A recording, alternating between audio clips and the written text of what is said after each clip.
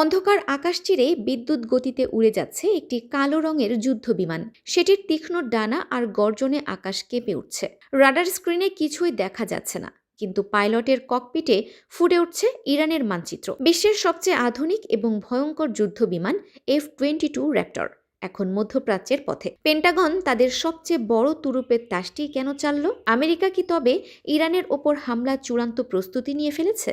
আজ আমরা উন্মোচন করব পেন্টাগনের সেই গোপন পরিকল্পনা যা এখন তেহরানের ঘুম কেড়ে নিয়েছে।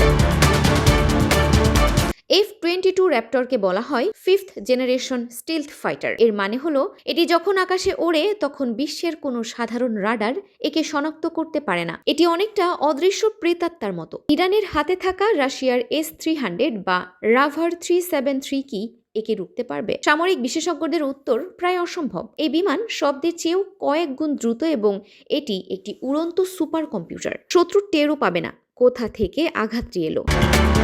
মধ্যপ্রাচ্যে এই বিমান পাঠানোর অর্থ হলো আমেরিকা আকাশপথে এখন সম্পূর্ণ আধিপত্য কায়েম করতে চায়। ইরান যখন প্রতিশোধের হুমকি দিচ্ছে, ঠিক তখনই আমেরিকা এই বিমানগুলো পাঠালো। এটি মূলত ইরানের জন্য একটি ক্লিয়ার ওয়ার্নিং। পেন্টাগন জানে ইরান যদি ইসরায়েলের ওপর বড় ধরনের মিসাইল হামলা চালায়, তবে সেই মিসাইলগুলো ধ্বংস করতে এবং ইরানের ভেতর ঢুকে পাল্টা আঘাত করতে F-22 এর কোনো বিকল্প নেই। কাতার বা জর্ডানের ঘাঁটি থেকে এগুলো মুহূর্তের মধ্যেই তেহরানে পৌঁছে যাবে। এদিকে ইরান চেষ্টা করছে রাশিয়ার Su-35 পেতে। যদি সত্যি রাশিয়ার সুখোই আর আমেরিকার F-22 মুখোমুখি হয়, তবে তা হবে এক বিধ্বংসী আকাশ যুদ্ধ। পেন্টাগন চায় ইরানকে এই বার্তা দিতে যে রাশিয়ার সাহায্য নিলেও র্যাপটরের হাত থেকে রক্ষা নেই।